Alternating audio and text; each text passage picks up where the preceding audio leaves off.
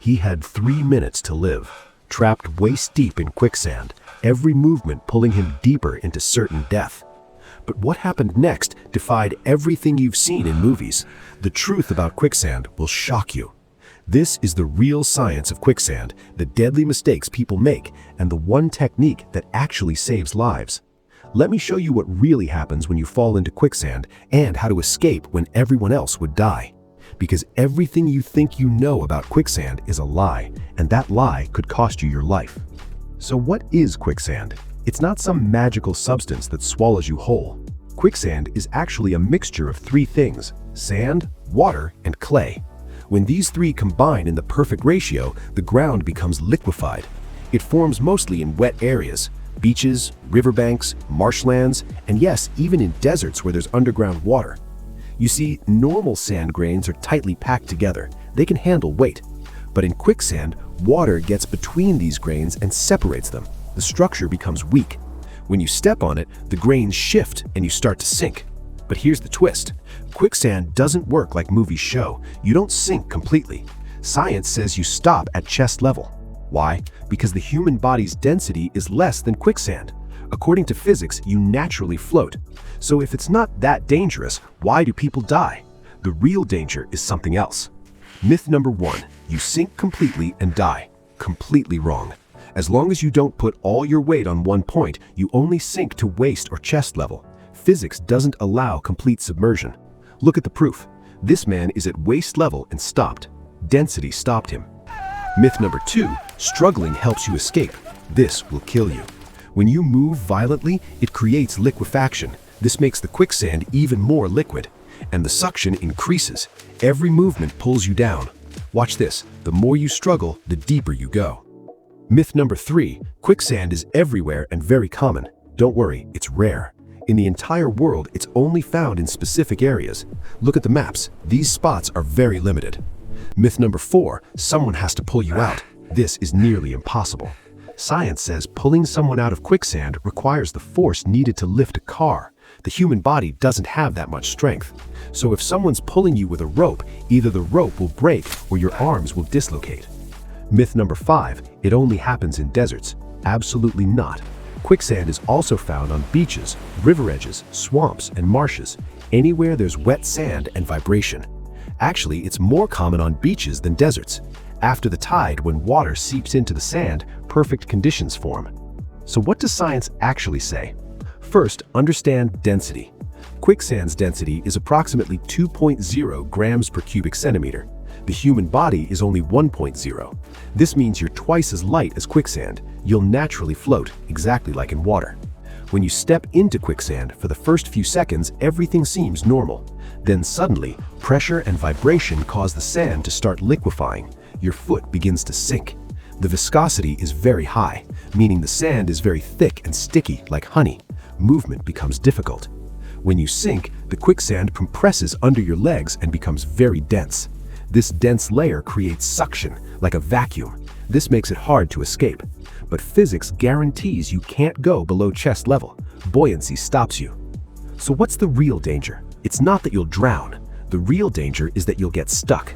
If you're in a desert, dehydration will kill you. Heat stroke can happen. If you're on a beach, the tide can come in. The water will drown you, not the quicksand. If you're in a cold area, hypothermia is dangerous. Wet sand takes your body heat. And if you're stuck for too long, exhaustion and panic can kill you. Mental state also matters. Now I'll show you how to actually escape. Step-by-step, tested method. Step number 1, stay completely calm. Panic is your biggest enemy. When you panic, you move quickly. This increases liquefaction and you sink faster. Take slow, deep breaths. Remind yourself that you can't drown. Science is on your side.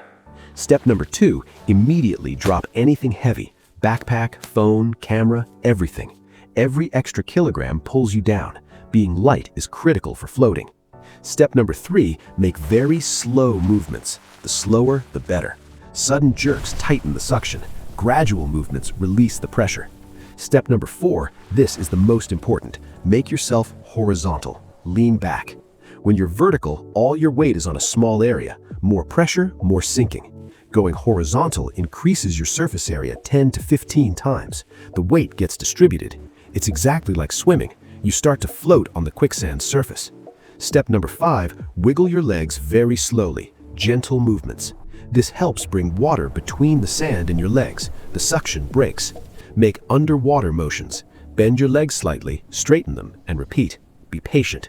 Step number 6, when your legs start to free up, then swim towards the edge like backstroke. Spread your arms on the surface, keep the weight distributed. Move very slowly towards the edge. This takes time, maybe 10 to 20 minutes, but don't try to rush it. Patience is the key. Step number 7, when you reach the edge, roll onto the ground. Don't stand up. Rolling keeps the weight evenly distributed. Standing can make you sink back in. When you're on solid ground, crawl away. Then stand up at a safe distance. And congratulations, you've survived the impossible. According to statistics, this correct method is 95% effective.